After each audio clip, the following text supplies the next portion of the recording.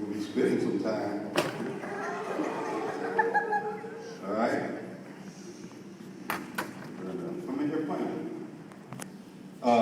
Because this is pretty serious. I brought this person down to speak to you. Now, he's not from Metropolis. He's from Paducah. I can tell you a lot about him because he's a family member. He's a member of my family. He's also a fraternity brother, if you know what that means. We're in the same fraternity together. He was also a student of mine. I had him as a student. Actually, I've known him since he probably since he was born. But you're talking about a very good person. Just a couple of things I'm going to bring out to you about him. Everybody knows that he played in the NFL, in National Football, right? Played for Buffalo, he played for the Tennessee Titans. Everybody knows that, right? But what you probably don't know, in high school, he was first team All-State football, true enough. But he was also first team basketball. And he was first team on the track team. A lot of people don't know that. They just thought he was one sport. He played 3 sports.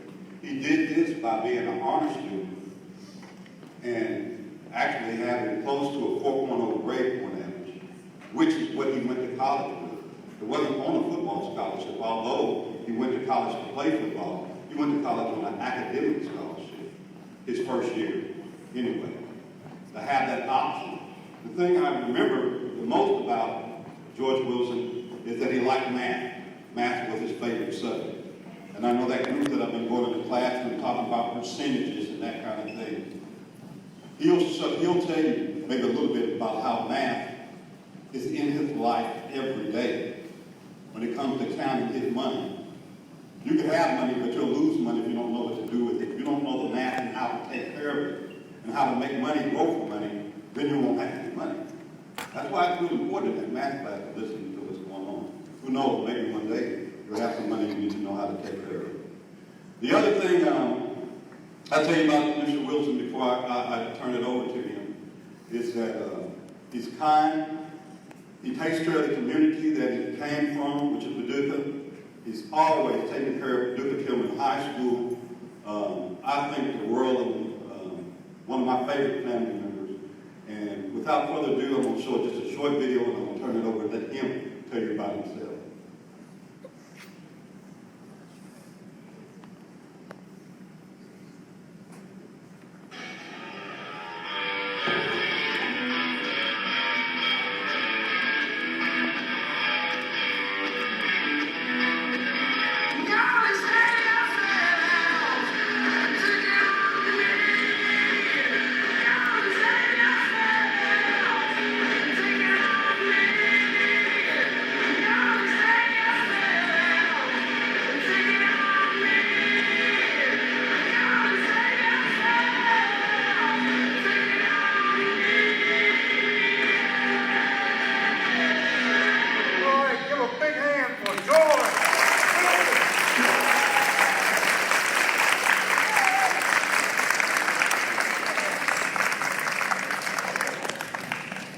Good morning.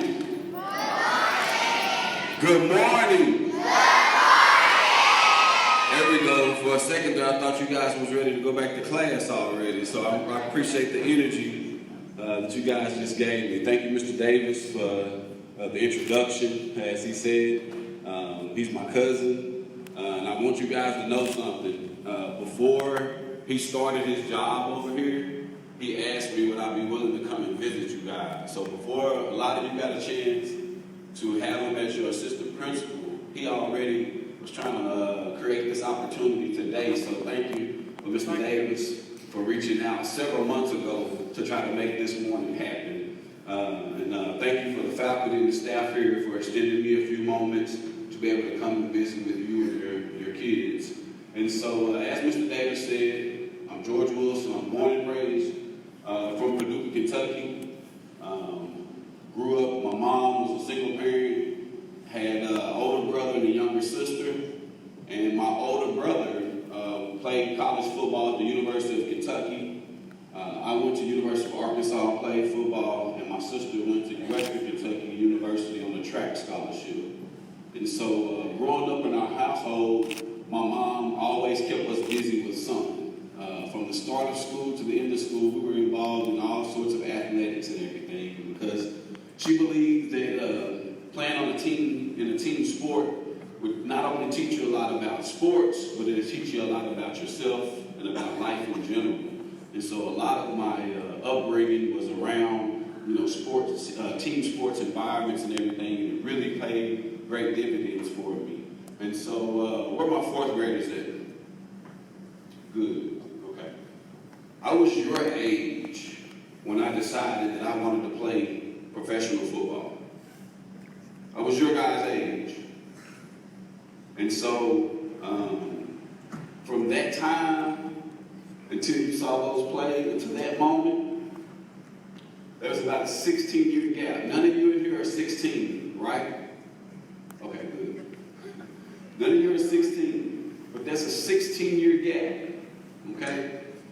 And so I'm going to tell you my story of those 16 years, and then I'll explain what that moment meant to me. And so, fourth grade, I was introduced to Little League football. Go play in Little League. I go to middle school, end up playing at Paducah Tillman High School. And what Mr. Davis explained in my introduction was that, again, I played all the sports. Football, basketball, baseball, and ran track as well. Ended up graduating with a 3.7 grade point average. And so because of my academic performance in the classroom, I was able to continue my pursuit of that dream I had in the fourth grade. So it wasn't what I did on the court or the field, it was what I did in the classroom.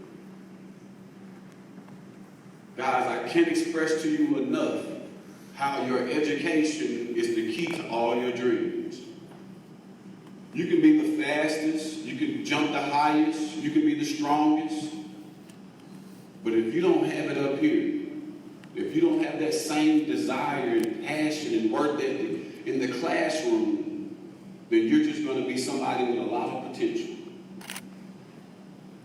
And potential is okay, but it's got to be followed through with hard work, day in and day out.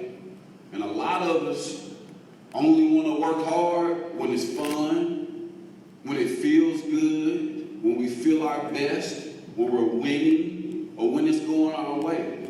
But I'm here to tell you that you have to be willing to work every day, under any and all circumstances, because you're not going to always feel your best. Some days you're going to feel sick. Some days you're going to feel tired.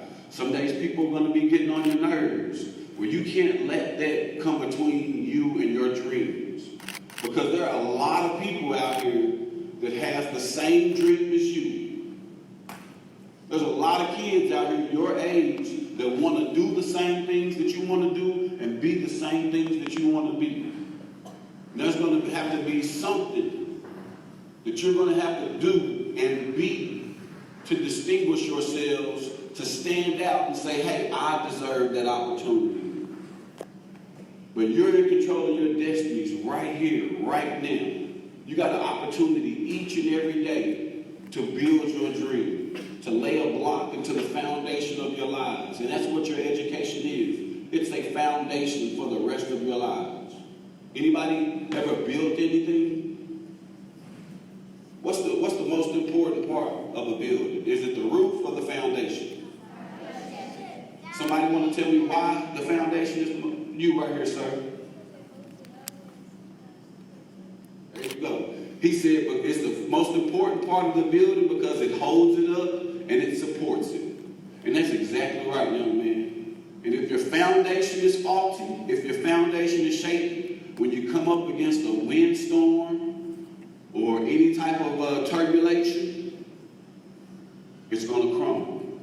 And so you guys have to make sure right now that you're building the strongest, most secure foundation of your lives. You get one chance.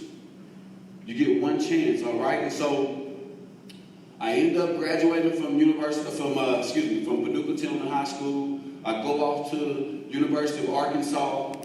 Anybody know heard of the Arkansas Razorbacks? Yeah, the Hogs, Woo Pig Suey, right?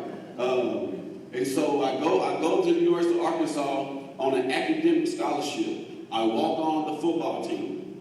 And so I walk on the football team. I work hard. I'm the first at practice. I'm one of the last people to leave. I'm working hard. I'm trying to show my coaches that I'm worthy of an athletic scholarship. And so I'm trying to do my very best to position myself and take advantage of the opportunities that I have. And so I was trying to work hard and create an opportunity for myself.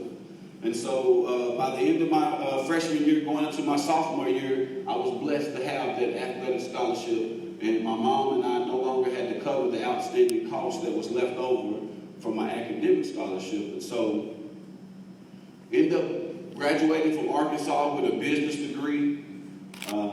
I was in the record books for touchdowns, for catches, for yards, and so on and so forth. And so my experience as a walk-on prepared me for what was to come in the NFL. And so I ended up going into the NFL. I didn't get drafted, and so I was an undrafted free agent.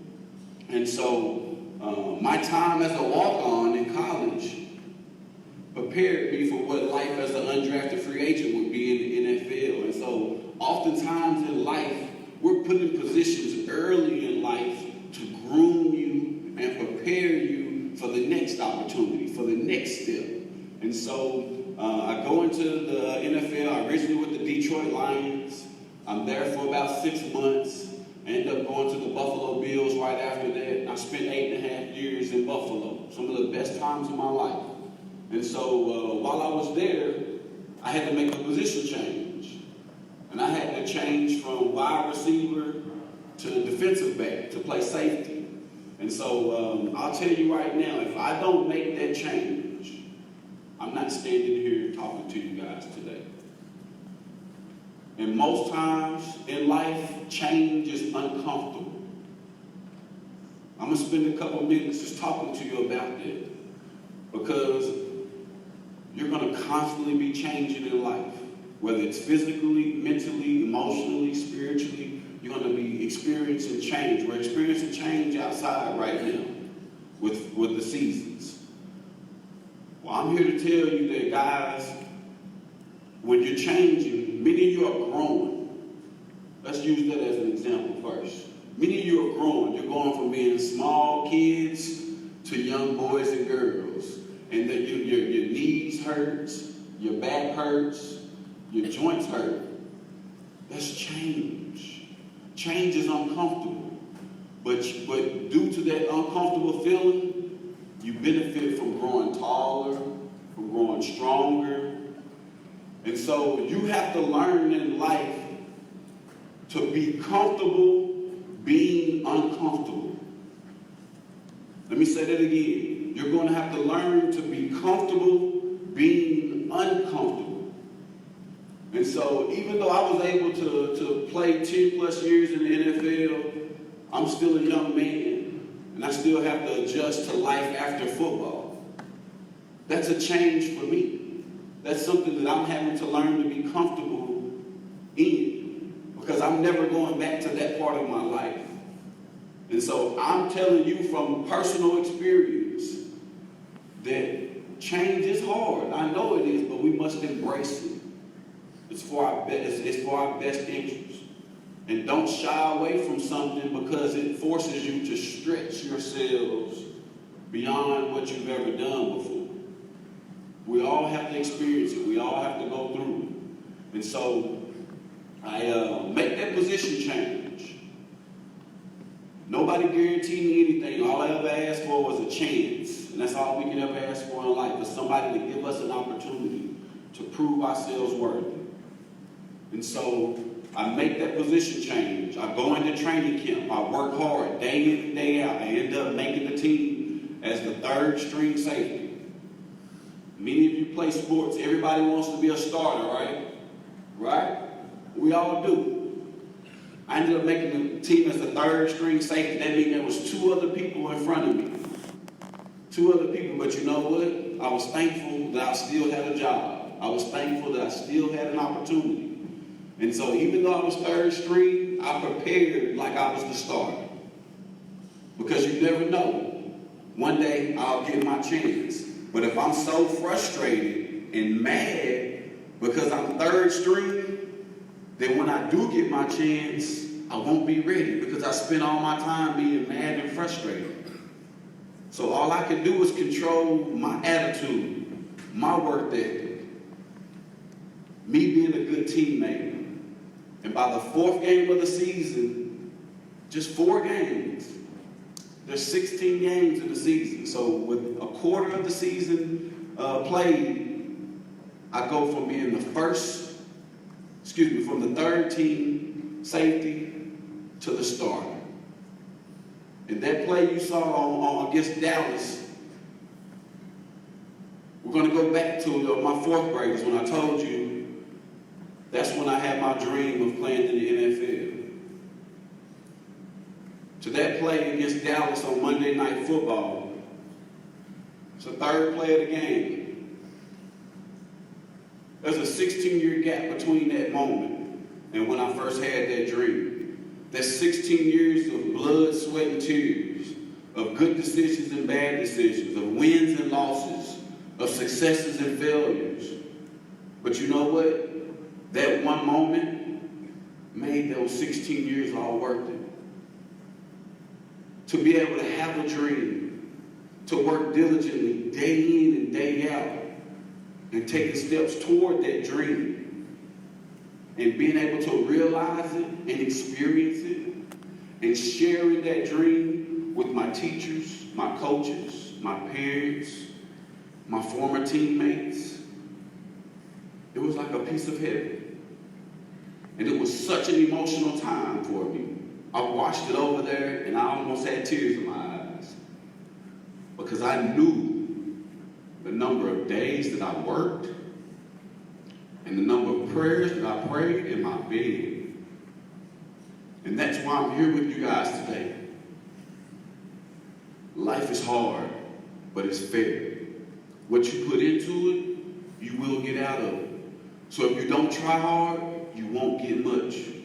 If you give your best, if you always work hard, it'll work out for you. There's a few things that highlight my career, my journey. It's hard work. There's no substitute for it. Anything worth having is worth working for. If I gave you $100 just out of my pocket for no reason, if you got a chance, you go to the store and you buy all the junk food you could. You go to the mall and buy you a video game and maybe something else. But if I made you work for it, if I made you pick up trash, if I made you cut my grass, if I made you stack wood or do something, you will be less likely to go and spend it on junk food because you've had to work hard for it. It takes sacrifice. Anybody want to tell me what sacrifice is? What's sacrifice, young man? Well, yes, that's the way of sacrificing. Well, do you give up your life for someone? What you get?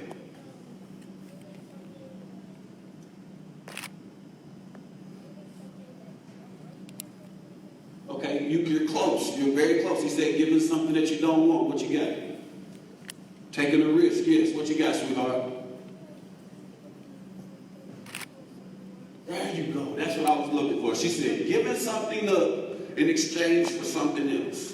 That's perfect. That's exactly what I was looking for. Sacrifice. There was days that I would love to have played out in my neighborhood with my friends. There was days I would like to sit in the house and play video games.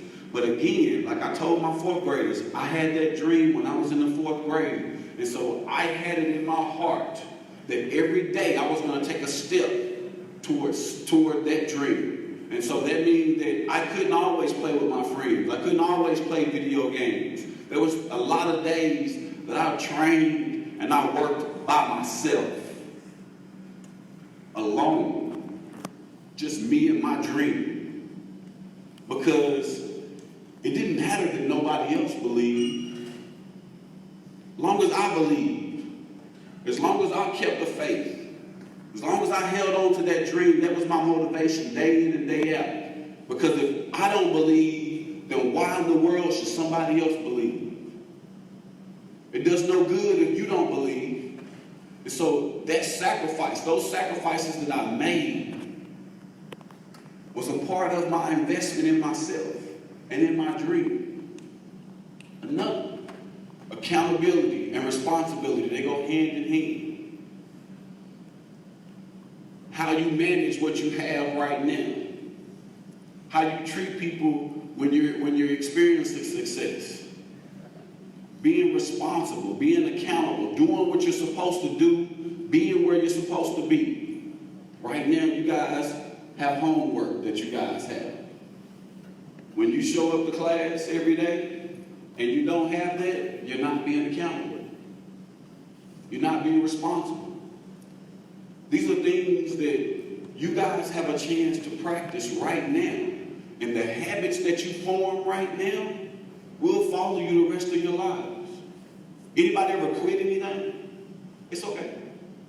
I tried one time. Yeah, it's okay. It's okay to be honest. We're just having a conversation right now. I was in high school. I'll give you a quick story. I was in high school playing baseball, sophomore. I decided that I wanted to buck the system, meaning not follow directions. And so my baseball coach tells me to do something. I might do it. I might talk back. So I decided that I'm going to quit. I don't like it. It's not comfortable. It's not going my way. So I'm going to give up. First day I showed up at home when I was supposed to be at baseball practice, my mom comes home. She's like, "What you doing home?" I said, "I quit the baseball team yesterday." She said, "No, you didn't. Go put your clothes on. We going to the stadium." So I'm just like many of you would be. I'm pouting, I'm mad, but it's my mom. We ride to the stadium. She said, "Go in and get the coach." I get the coach, "Mama, I want to talk to you." You know, she comes out. She's like, "Yeah, George tells me that he quit baseball yesterday. Would you tell me what's going on?" He tells her that, "Hey, yes, I've been talking back, that I don't want to follow directions, and I'm not being a good teammate." She made me apologize, and she asked him to take me back. And he did. And she guaranteed him that would never happen again. And it did.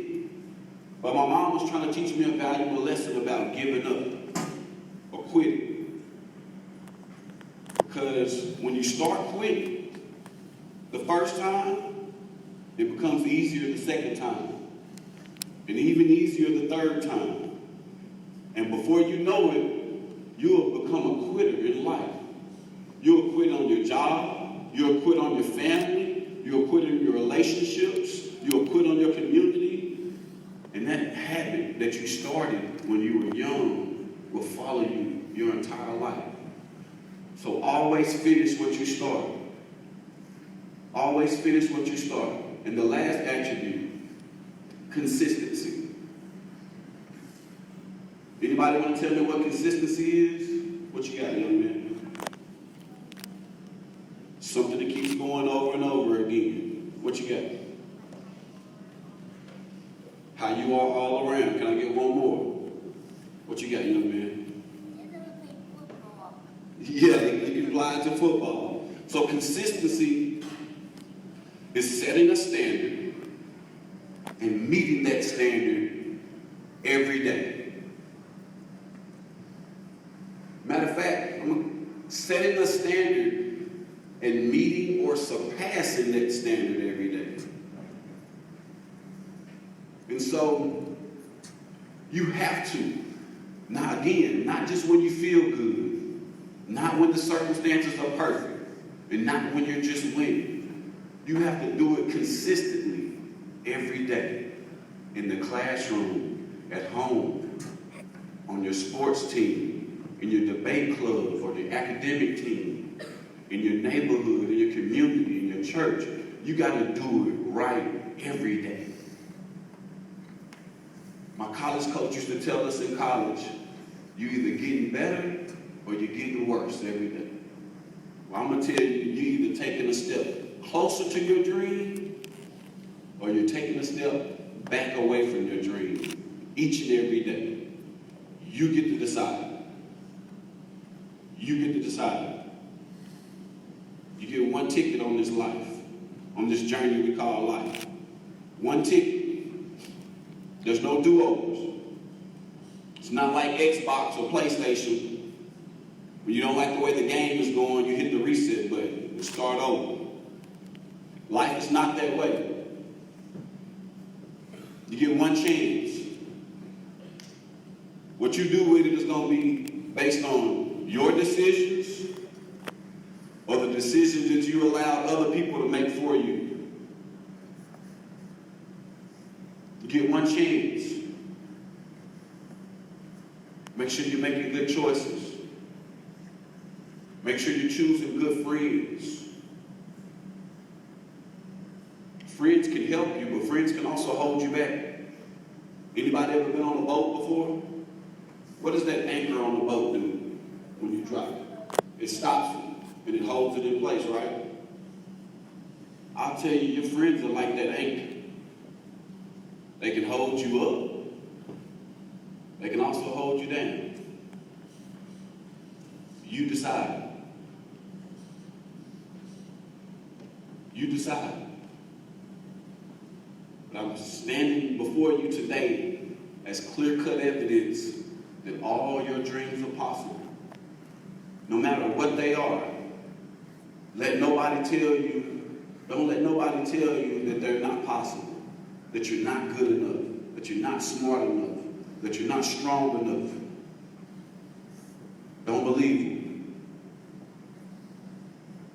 It's your dream. You got to protect it. You got to nurture it. You got to fight for it. You got to.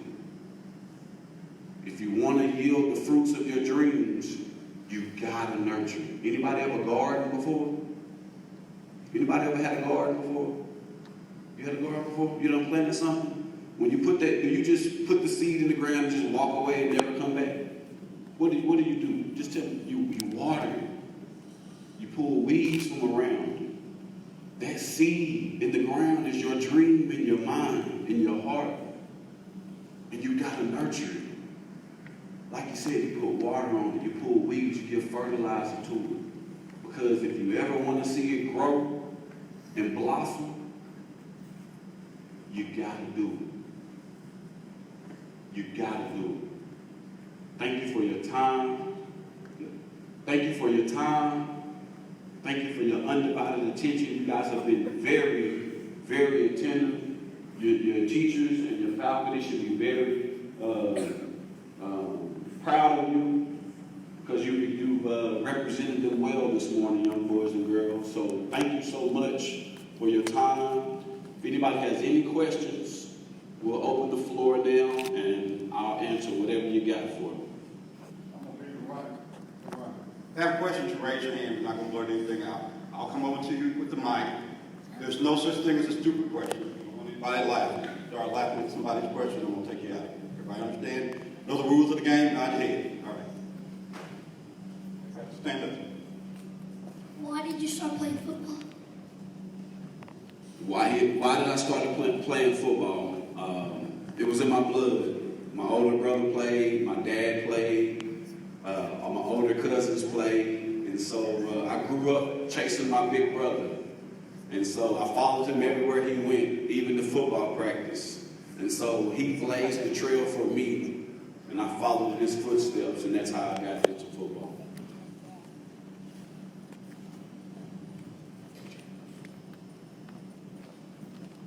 How long did you play for the NFL?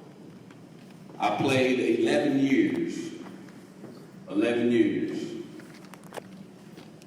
Why did your brother start playing football? My brother stopped playing football because he was tired. Some people don't like to play it for forever, but he did go to college and he graduated with his college degree, and so that was enough for me to be able to follow in his And footsteps. just to let you know, I had a brother too. He also had a real good GPA, and he was also one of the top players in the state of Kentucky as well.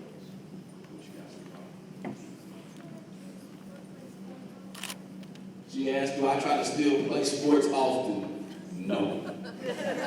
I'll do for fun. I'll go to the gym and I'll play. I'll lift weights and run, and I may shoot some basketball, but nothing as intense as I was when I was playing football. Yes, ma'am. I'm a mere substitute teacher, but last week I had a 5th grade girl tell me she was bored with school, didn't want to be there. You are an answer to a prayer. Thank you very, very much, and I hope you inspire her today.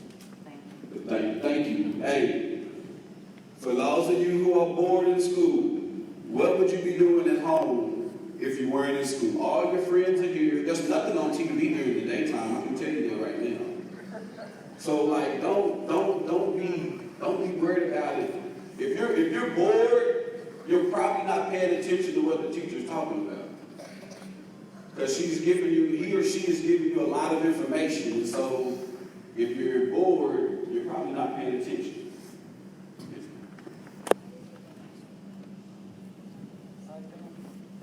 Well, she asked why did my brother start playing. I'm sure for the very same reasons that I did. It was in our family. My dad and some of my other family members, the cousins played as well. What you got? Why did you start playing basketball and baseball? That's a great question. He asked, why did I play basketball and baseball too? And so, all sports help and complement one another. All of them deal with hand-eye coordination. I played receiver, so playing baseball, when you swing and you hit the ball, that's usually the same skill, just a different way. The same thing in basketball, hand-eye coordination with trying to shoot the ball with just enough height, just enough strength to get it to go into the basket. Or banking it off the backboard. Those are all skill sets that all sports use, and so that just helps make you a better all-around athlete. Great question. Did I like every sport? Yes, I liked every sport, but I loved football. Yes, ma'am. Did I ever want to quit football? No, ma'am. Not at all. Yes, sir. I'll get you after the thing. Yes, ma'am. How many teams have I played? Oh, how many teams have I played on? I played on 3 teams in the NFL. The Detroit Lions, the Buffalo Bills, and the Tennessee Titans. Yes, ma'am. I just played basketball in high school. I didn't play in college. Yes, sir. That's another great question. He asked me, am I still chasing my dream? And so, when I told you my 4th grade dream was to play professional football, and I was able to realize that dream. And so now that my football career is over, I have other dreams that I want to do and accomplish. And so right now, that's what I'm doing. So yes, I'm still pursuing my dreams. It's just not football. And so that's a valuable lesson right there, is that when you achieve your goals and your dreams, you create new goals and dreams. So the life doesn't just stop when you get the first dream or the one dream that you've been working so hard for. You have to have other dreams to keep you going too. Yes, ma'am. Oh, what was my favorite thing in math class? My favorite thing in math class was equations.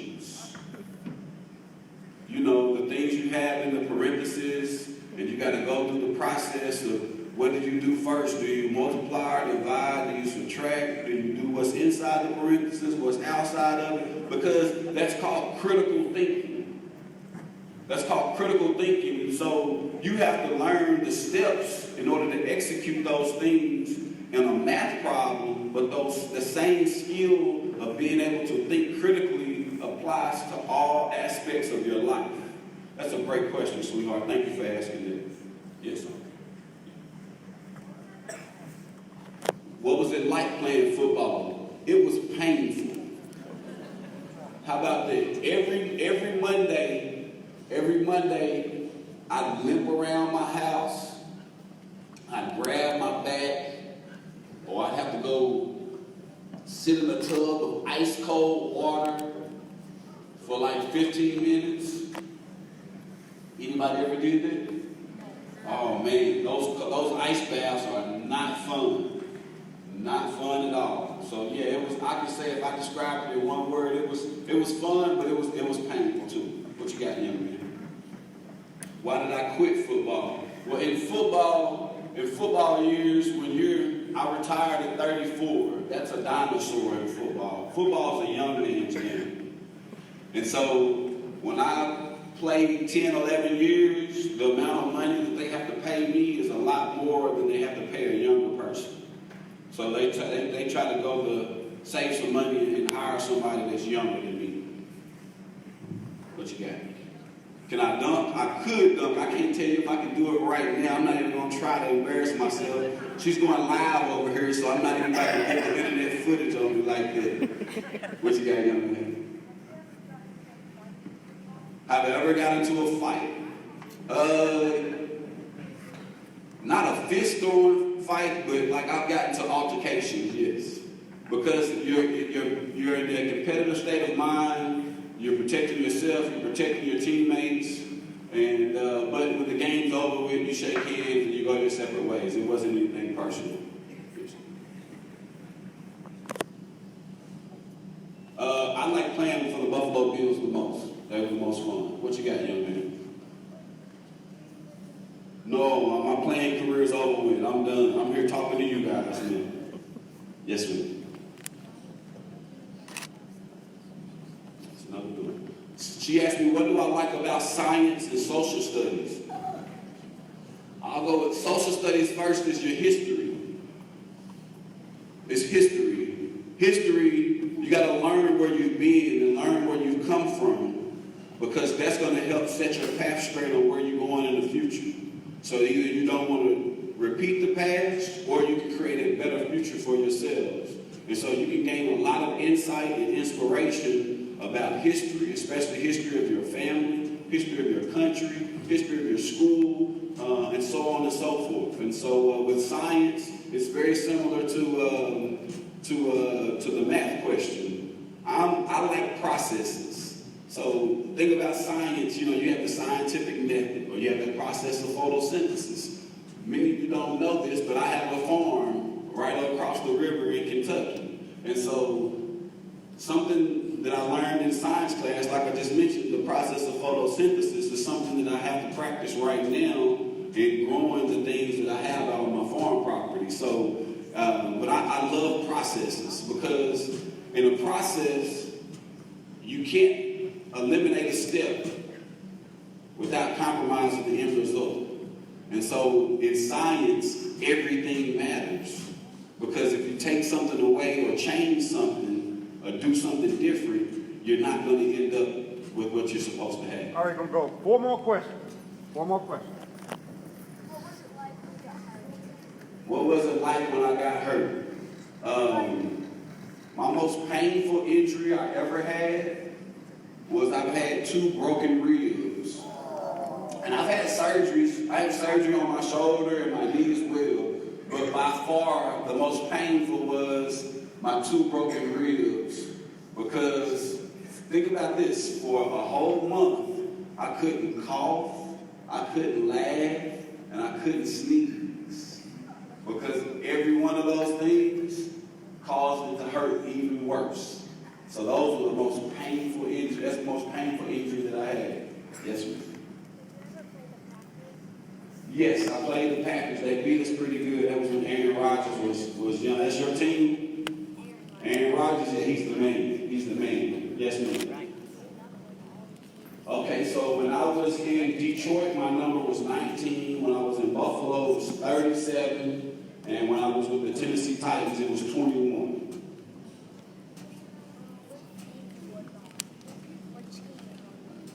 The Tennessee Titans, the Buffalo Bills, and the Detroit Lions.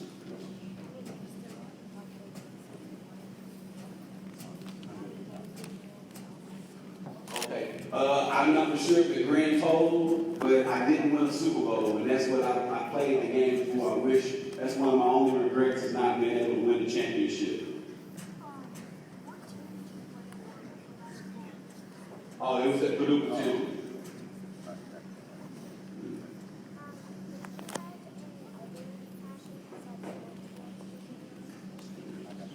She asked me, did I have any other passions besides football? Yes. Kids.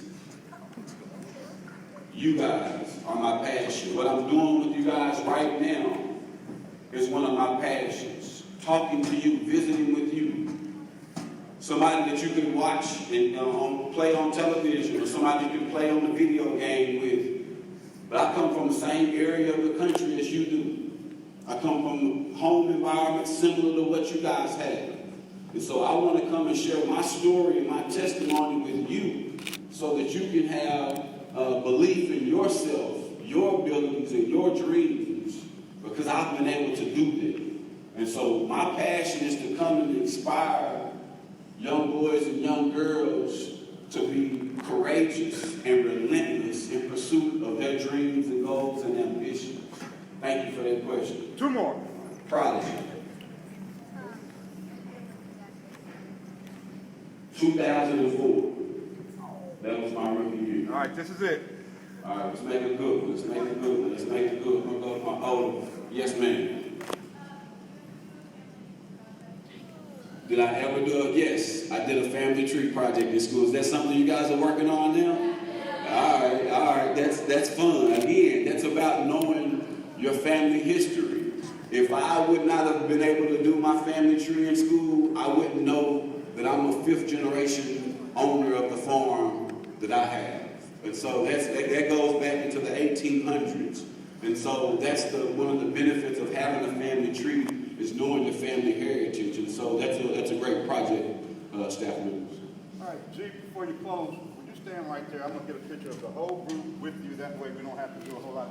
And guys, I'll make sure that everybody, if you stand. I'm going to take this picture with you guys, but I'm going to be standing at the door when you guys go out, okay? So if you got any other questions or anything like that, I'll hang around a little bit longer, okay?